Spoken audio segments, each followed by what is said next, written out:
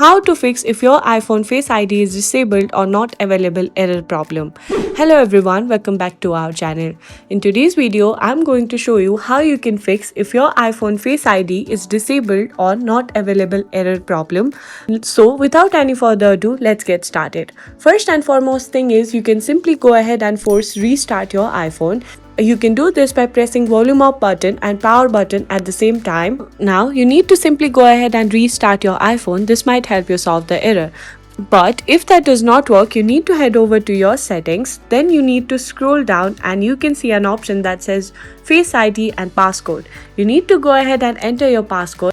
And here you need to go ahead and set up new and fresh Face ID by tapping on Set up Face ID option. Now, if you have done that, you need to head over to General and from here you need to tap on Software Update. Here you need to ensure that your iPhone is running on latest software update. That's it. I hope one of these tricks will help you solve the problem. If this video helped you out, please give us a thumbs up, subscribe to our channel, and I'll see you in the next video.